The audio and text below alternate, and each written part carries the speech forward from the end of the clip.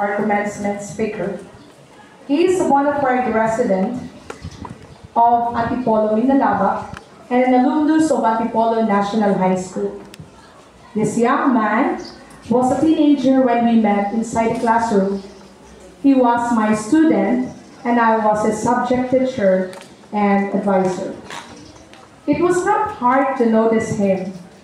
He was tall, and yet he usually occupied the corner aisle seat right in front of me. I remember too well. You always sit side by side with Christian Lel Planteo, right, Ninyo?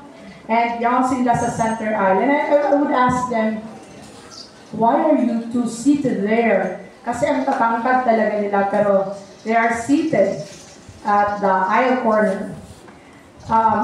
What I had in mind is that he was interested in learning. It was very noticeable that he wanted so many things and had big plans. I remember well during the time when he was my student, it was a colorful teaching experience. It was a great batch. And it was good to have someone in your classroom who is an athlete, a singer, and a painter. Many said that this young man is good looking, as may be attested by his winning titles in the pageants. May I mention some? Mr. Kaugma, 2019 first runner-up. Mr. San Agustin Iriga, 2019. Mr. Abs, 2019 first runner-up. Mr. Intram's Naga College Foundation, and Ginoong Antipolo, 2015. May I reiterate, he is a natural artist. He is painter, he also sings, and he is a stone artist. I believe it is known to everyone that he was featured once in national TV for his artworks. In fact, to my knowledge, he had been commissioned by popular actors and actresses to do artworks for them. He also ventured in short film making and photography, for which he was awarded Gawad Bagong Visual 2021 by NCCA National Committee on Visual Arts for his short film entry titled Ako Ay Bangkang Papel. Just last year, he graduated in college with the degree of Bachelor of Science in Business Administration, major in Financial Management. This good-looking young man in front of us is tied to her beautiful wife, Christine Lizardo Marasigan, the only sister of our respectable Mayor Chris Lizardo. With this long journey, he remains grounded. Ladies and gentlemen, a man of conviction and grit, Nino I. Marasigan.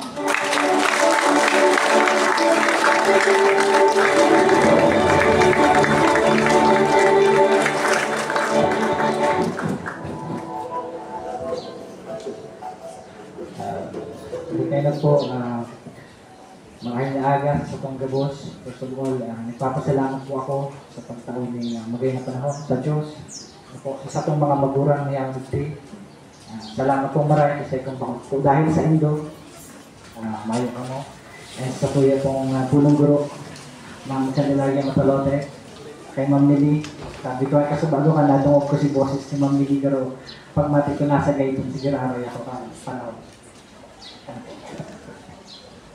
Sa kuya pong faculty and staff, thank you so much po for having me here. Thank you so much.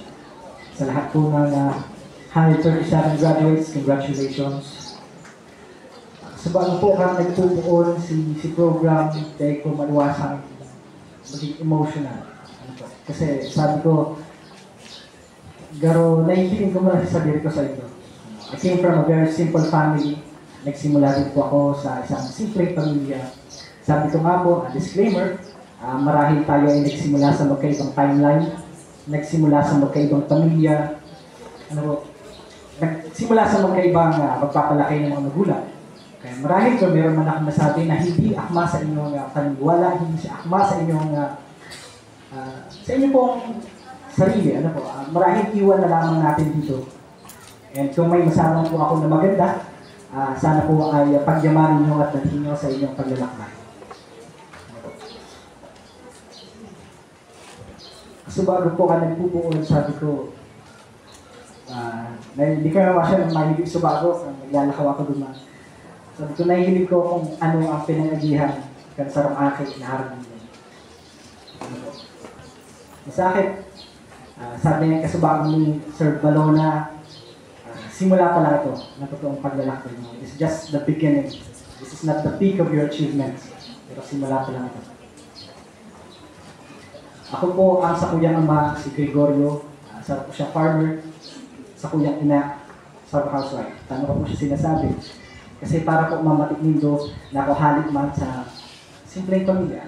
Parehas lang kita. Pero dahil po siya maging hadlang na maabot ang sa tuyang mga pangarap sa maabot na panahon. Ako po elementarya, naalala ko, sarap po ang piling takwan ako ito, sabi ka sa mga para takwan ka na yan. Sa Noisias, ako po ang pinakamaribok na akong panahon sa katong tig-introduce ako kan sa akong maestra sa akong pag-guest speaker sa Kubo. Pero sabi ko nga, maribukong pala talaga akong panahon. Kasi ninyo marasigan, number 1, may karit pa yung 10. Sabi ko, arit pa talaga yan. Pero sabi ko nga, inaagihan talaga yan sa akin. Siguro, sarap yan. Medyo kasaway, pero dahil mo pa rin posible. Arit ka itong panahon, pasaway ka, may maabot ka. Basta, dahil ka mo maraming tiwala sa sarili mo. A short background, history, kung taano po ako nag-transfer sa Antipolo. Siguro kakalikid lang ang nakakaharap. Nalalaw to ang mga ako harap sa inyo mga Filipinativo. Pero po ako nasa gulukat to, sa Kubo. Pero ang ko po sa training ground ko man, kung sa ina-develop man sa kuyang communication skills and other skills. Pero kanto po, pero talagang sabi ka to, maangas. Kaya po kanto almost every week, nalalaw ka to, dahil nakakapokus sa akong ACADS kasi may mga karadugan. Pagkatapos kayo di saro naman. And then, almost every week nasa guidance ako. And then, sabi ko, pero may nalaarap ka na yung sabi ko kasi mga advisors ko naman, na-concern man, ninyong mag-impact ka ng school.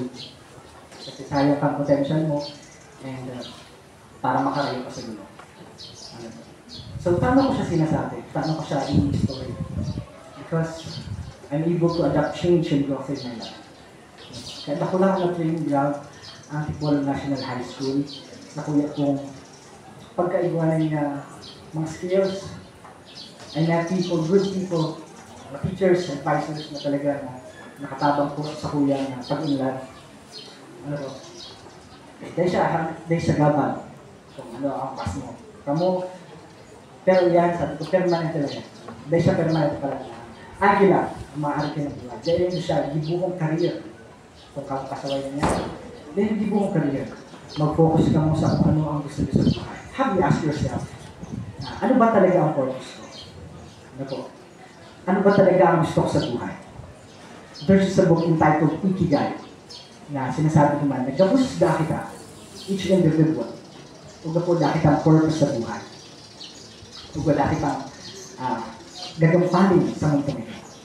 And every day, pirmi ko siyang inaapot sa sarili ko. Am I aligned duman sa purpose o sa goal na gusto ko? Ang purpose, data mo siya nasabi na kita, Diyos na nagtatapay, and then nasa sakot na lang. So, data siya makupugulan, mamamatay mo yung sarili mo.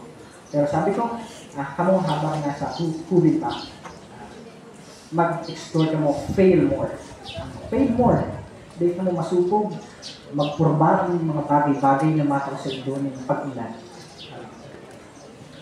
Habang ubin ka mo, dahil ka mo magdamog sa sabi ng iba, tanggalin yung itong mindset na baka nga sabi ni Arag ka rin. Iyan po ang sarap sa character na kaibuhan mong baguhon sa sarili mo for you to succeed in life. Kasi mag-focus ka sa sarili mo. Nag-talk ko ka sa langit ka na Chinmeng ako sa ko. Sir, ano po nga ang skills na kaibuhan kong i-develop sa sarili ko para kaya maging successful? First of all, invest in yourself because it earns the best interest. Ano po? Invest ka mo, first of all, sa communication skills. Para sa ko. Dapat you are able to speak well. Tatao ka mo magtao ka sa indong mga saloobin.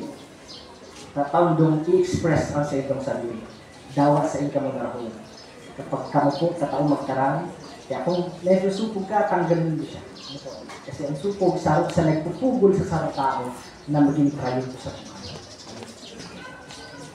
Hanggang sa pa, naalala ko kanto, kaya ako nagkaklase, talagang grade 10 po ako, and I'm proud to say, grade 10 po ako, ako na po ang nagpapaagal sa sarili ko. Dahil talagang kaya ko sa akong magura, kaya mo po nila. Pero sabi ko, at the very young age, na-realize ko, sabi ko, kailangan kong mag-debut sa community. Kasi, that time, may nangyari lang po sa pamilya na na-realize ko na maabot ang panahon at sa itong mga magurang babayahan kita. That's the real thing. That's the real deal. Babayahan kita. And kamo, sa inyong mga bitis at the very young age, at dahil nyo, sa inyong mga sadiri, magtindog ka mo sa inyong mga sadiri. Ako po kanto, na-realize ko, alam-hawa na sa kong pain tolerance.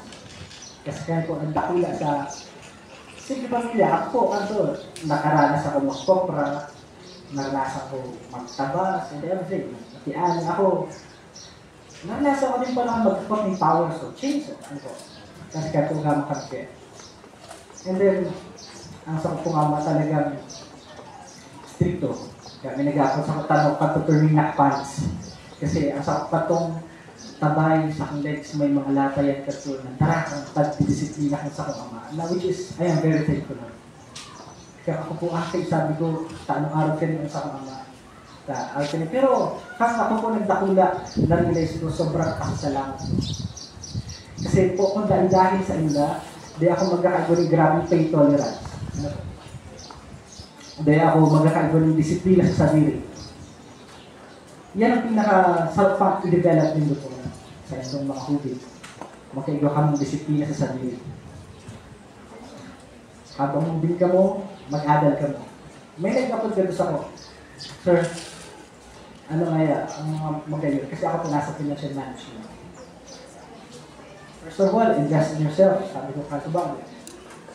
Adando ang communication skills. Pangalawa,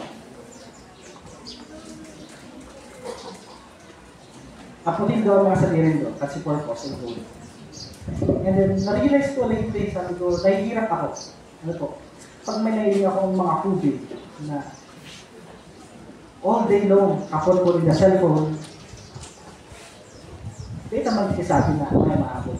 Pero sinasabi ko lang na dapat mo yan, naubing ka mo, we are in between sa lumang bagong mundo.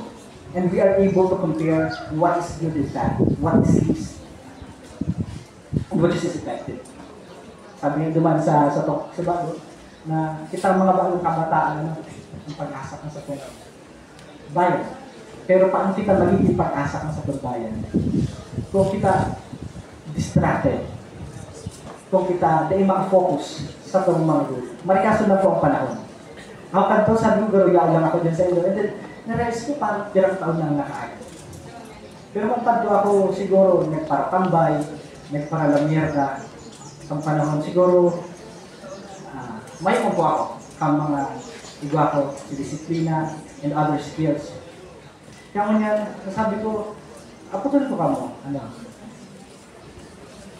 ano ang gusto mo sa buhay mo? I-visualize mo. Law of affirmations and attractions are very good. Totoo siya. Kasi kartong grade 10 ako, sinabi ko, at the age of 23, araw ka rin, uga ko akin. And then, siyempre, isabi mo siya sa diri mo. Ang sa diri mo man, matao siya sa imo, may mga bagay, puso, and ma-generate ang utak, may mga ideas, para ma-achieve mo itong goal na ito. Pero kung mayo kang goal, mayo kang direksyon na papagumanan, paarag-arag ka ito. And then, kung nag-reach ako nung nagtungtong ako ng 23, akala ko imposible kasi nag-agi po si pandemic talaga. Sobra. Si savings and everything, gabos ko nag-back to zero. Pero nagpadamas po ako. Kasi sabi ko, may goal ako, uga akong purpose, na uga akong pangako sa magulang ko. Kasi sabi ko, gusto ko sa kuya mapuon ang pagbabago. Sa muya kami. Dahil din. Isang lugar to, kay mama, sa tumahalat-halat lang. Tamabot ko ang panahon. Maabot ko yan. At nasabi sa akin si mama, di ka nga paka-pressure ka sa diri mo. Di ka paka-pressure na yan kang sa diri mo. Relax ka lang. Sabi ko, saka na lang siguro ako ma-relax kapag naitaw ko na yan sa inyo. Sarap pa. Ang naghahapon sa pagkuya, sa kuya ng spirit. Sir Ninyo, ano po meta? Seryoso. So, ako po na sabi ko, may man akong masyado seryosohan. Pero, nag-abot si turning point ng buhay ko na na-realize ko ang mga bagay pa. Sabi ko, mayo akong dapat na oras na sinasabi. Dapat ang ginigibo dapat nung naka-align. May goal ako. Sabi ko ay ganito, huwag lang mga kasabihan ganito na tama, pero outdated na. Ano po ito? Hindi po na si kasabihan ka tanong sa mga ito, mag-aral kayo ng mabuti para pagdating ng panahon, magtrabaho kayo. Maganda, tama po siya.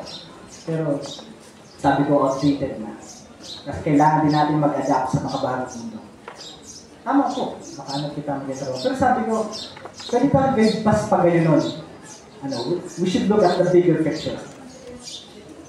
Pay more, mag-aral kayo ng mabuti, magtrabaho kayo, and gumawa kayo ng sarili nyo. I-build nyo yung sarili nyo. Huwag nyo isipin na magtatrabaho kayo sa boss nyo. Isipin nyo, gawin yung sarili, gawin yung boss ng sarili. Because you are able to provide jobs not for yourself, but for other people. I think that is more reasonable. Kasi, makakataon ka ng trabaho ko. And yun po yan ang sarap sa mga goal ko. Sabi ko, ang goal ko, makataon ng trabaho. Kasi kulang kita sa trabaho. Kulang ang trabaho. Nanahiling ko. Kadakot kong graduates, pero kakadikit ang lalagyan. 7,777 sinag-graduate last year mga educator. Pero kulang ang lalagyan. Ano po, narilibong sila. Sabi ko, may sala, may kulang. And iyo po yan ang trabaho. Kulang kita. So sabi ko, mag-focus kita sa kung mga sadiri para dahil kita mag-asa sa trabaho ang kakalagutan. Kita mismo ang mag-ibo ng trabaho para sa sadiri ta. And we are able to provide jobs for other people. Kaya lang to, siguro po, may pipira-pirama na nakakahilig sa dyan sa sentro. Pero yan lang po ako ligid. Dayong po ako na ito para luwas. Maluwas lang ako kapag arke na importante. I met people around the world. Kadahal po akong nakaulay sa akong journey ng mga tao. I met millionaires, simple people, kadahol po. And I am learning sa gabos po ng uring tao na makakakalibido mo, magdamag ka. Be an empty vessel. Kasi nga mo, maging empty lang. Kung ano ang malawag nito, i-absorb nito.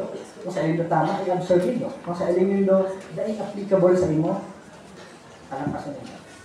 Maano lang kayo na situation. Dahil ito isipon, na pirmi ka magtama. Kasi, dahil sa gabos na oras, tama kayo. Pirmi ka mo mag-absorb. And na-realize ko, paano gusto ko maging successful.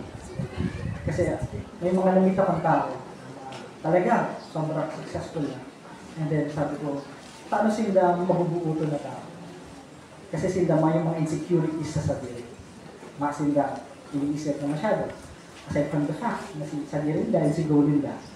Sabi ko, gusto ko araw ka ng buhay ko. Practice OQP, only quality people. Kapag ang pirmi mong mga kaibahan is ang average ka, 5 tao na pirmi mong kaibahan. Kung ang kaibahan mo ngayon is mahilig mag-inom, magiging parainom ka man. Ano po? Kapag ang pirmi mo ngayon kaibahan is mga parabay, ibig sabihin most likely ika ay parabay na. Ika po parabola, more likely dahil ika mahilig ka man magbula. Pero ang gusto mo po sa buhay is may maabot ka, ano po, magdamog ka ng mga podcast, magdamog ka ng libro, magbasa ka ng libro. That is real, ano po. Sabi ka ni Bill Gates, ang mga nagiging successful na yung tao, nagbabasa ng libro. Eh, kanto po ako ka nasa edad din doon, naalala ko, dahil ako mahilig magbasa. Nakakaduwang page lang ako kaya ganito, tungka na. And then, the modern technology came. Nag-abot si modern technology. And then, nagkaiba ng audiobook. Ang audiobook po, sobrang effective, sobrang gayon. Kasi, itong tao, itong podcaster, binabasa niya sa imo ang libro. So, daw naghuhugas ka, naglalaba, pwede mo siyang ibukod. You are able to learn. Daw ang binibigyan mo po. Kadakal lang yan. So, you have to leverage the modern technology. Mag-adapt ka mo sa modern technology. Yaw kita sa tao. Yaw kita sa luma. And yaw kita duman pabalyo sa bago. So, maiiling din doon. Maging observant ka mo sa paligid. Maiiling din doon kung ano ang working pa and non-working na. Working pa, pero less anchor. Bang arga ito sa modern na medyo mas dakula. Like for example, ito yung tinuklo sa mong college, itong sa flyers. Effective pa siya. Pero sabi ko medyo outdated na rin. Dahil tinutokdo ang Facebook ads. Ang Facebook ads po, mayo siya sa libro na binabasa. Sabi ko medyo outdated na siguro, kaya kung hanta mag-adapt sa palibago. And I discover Facebook ads. Nag-wonder kung paano kaya nakakuha ng mga clients na high-paying clients. It's because pinag-alalan mo. Learning and earning are connected to each other. When you learn more, you are able to earn more. Ang goal ka, ang goal ka is not the money. But use the money to fulfill that purpose, that goal you have. Ang purpose ta is the freedom. Kaya unan, habang moving ka po, sabi ko, i-develop mo yung sarili mo. Mag-isip ka kung ano gusto mo. Sabi ka ni Bill Gates, you don't need tons of ideas. You only need one. Isang idea lang. Kung papansin mo, yung mga taong successful, may isa lang silang ideya na talagang pinagyaman nila. Hindi mo kailangan sobrang daming kaalaman. You just focus on one. Sabi ko to, ano mo po ako ni Jack of all trades mo na dati. Which is good, kasi daw sa kaya ako, okay ka. Pero mayo ka rin sa mastery. Dapat i-focus mo, huwag kang makaiwa ka sa mastery sa sabihin mo. Kasi kung, like for example, huwag kang 10 skills, huwag kang 10 talents, and kabusto tigtatawan mong energy, huwag kang 100%. Tatawan mo, huwag kang 20% each skill. Pero kung ma-focus ka lang duman sa sarap, maitatao mo si buo mong energy. You can give you 100%. Mag-focus ka mo duman sa skill na ito. And read books. At po kasi sinabi ko, itong libro na nabasa ko, itong kay Napoleon Hill, Rich Dad, Poor Dad by Robert Kiyosaki, Think and Grow Rich by Napoleon Hill, Ikigai, and The Richest Man in Babylon. Di ba? Sarap pang may data pa sa inyo. Itong Burn the Book. Sarap lang siya, pero ano siya, metaphor. Sabi naman na, itong story duman, na gawin 200 lang, like for example, ako, uga akong 200 na armies, and then yaw kami sa Sarap Island, and paabot na si kalaban namin, 1,000 armies. And then syempre kulang kami, kulang kami, 200 lang kami versus 100. Sa iba, nag-isip na magdulag. Kasi 200 lang kami, paabot na si katakol-takol na soldado.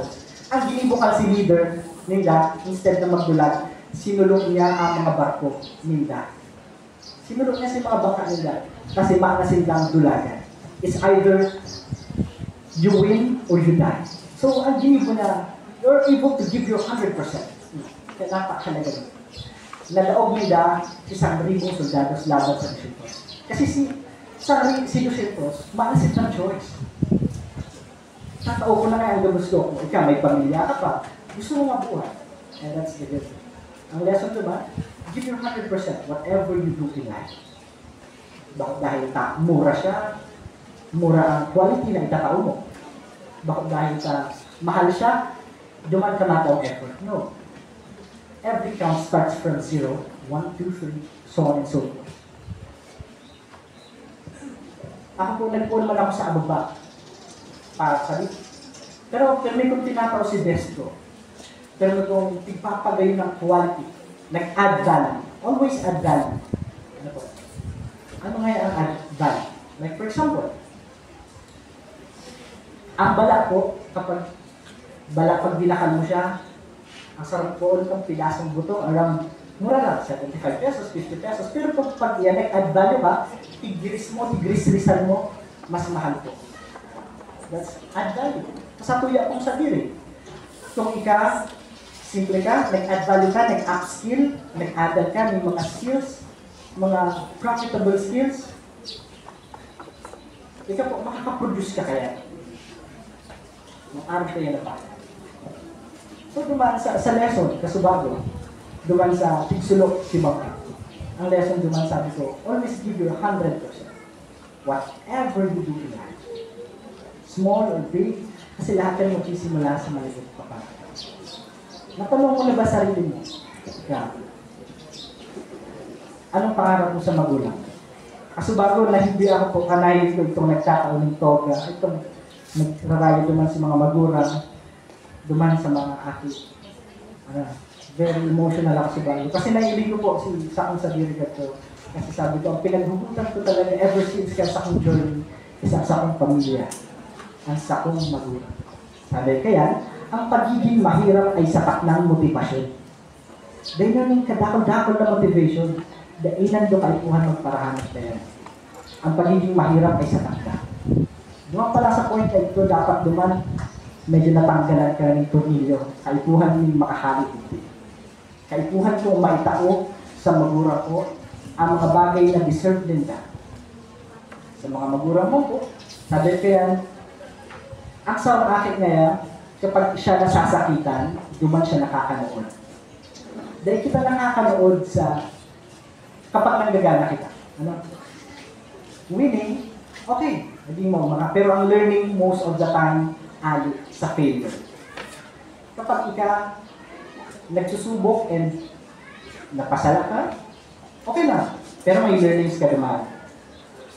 Fail more, learn more, and you are able to earn more. Tama. Sabi mo kanto, kada ko lang pala akong pinurbaran kang panahon. And sabi ko kanto, mayo pa nahihiling. Ako po nahihiling ang gains ko naman. Sa akong mga learnings. Pero po, ang nakaabot ako naman sa journey na araw po sabi ko, grabe pala ang contribution ka to. Nagbalik mo po ako sa athletics. Kay Sir Paulo, ayun po yan kanto sa high jump and other sports.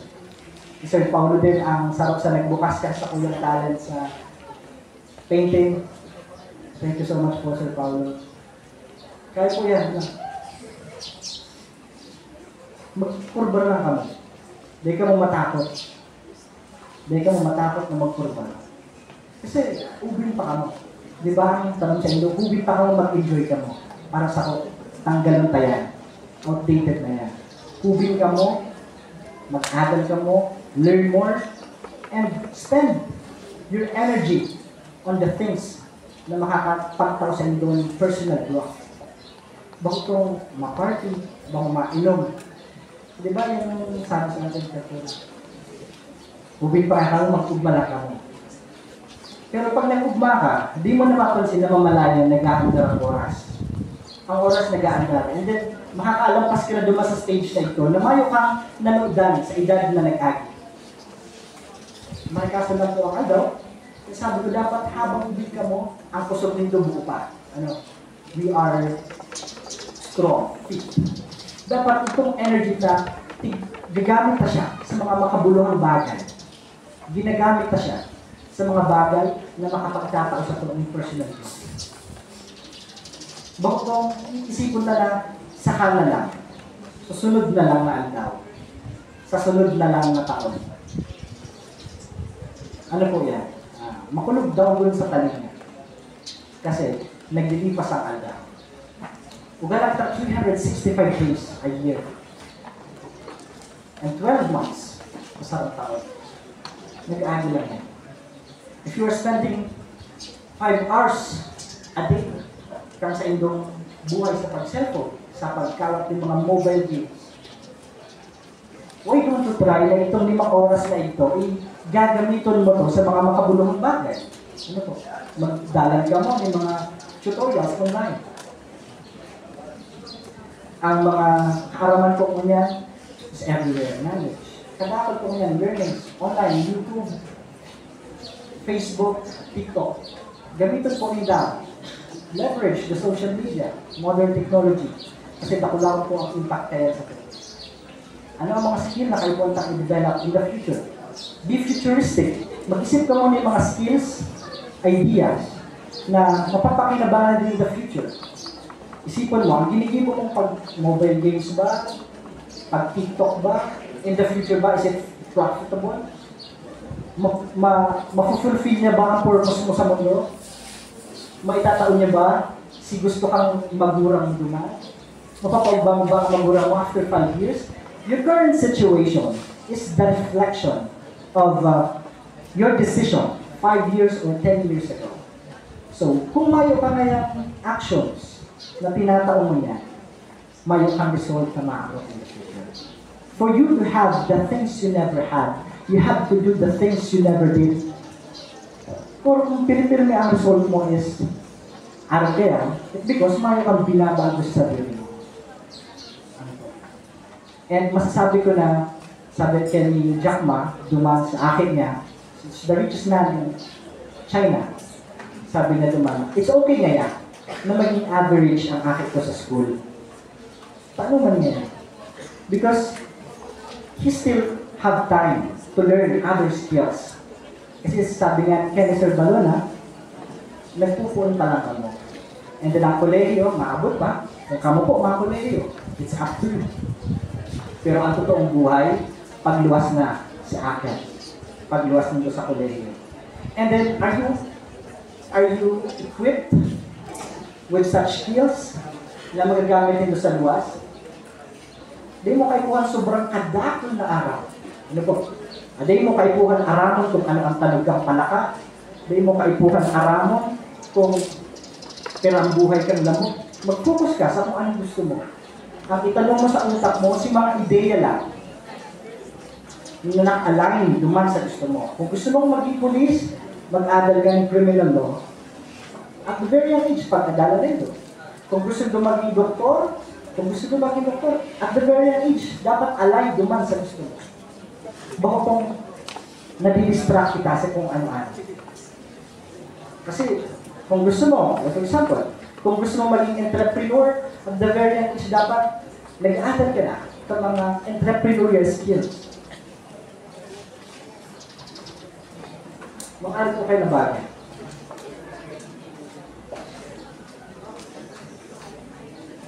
Si Sally Dal, nagmo-mobile games.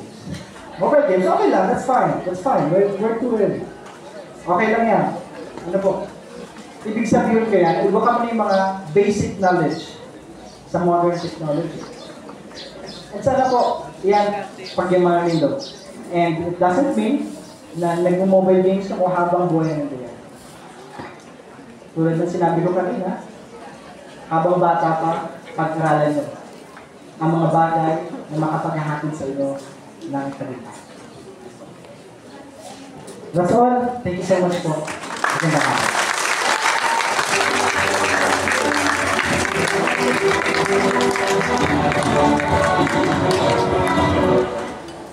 May we invite our school principal, Ms. Candelaria D. Batalote, and our faculty president, Emily Al Navalia, to award the Certificate of Appreciation to the commencement speaker. Citation reads, Certificate of Commendation.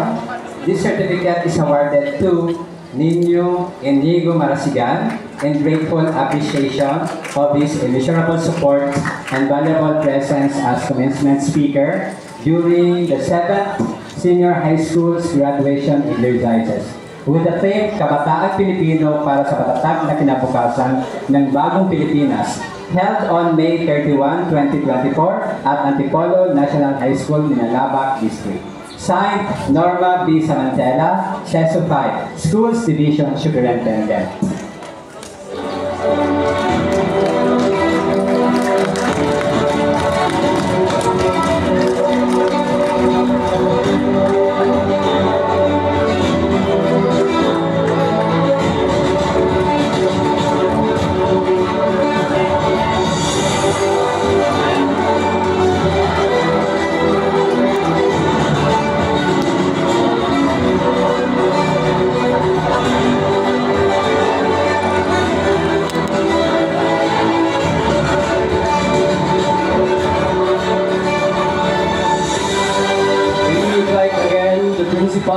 Our honorable guest and advisor for the distribution of diploma and awarding of honors.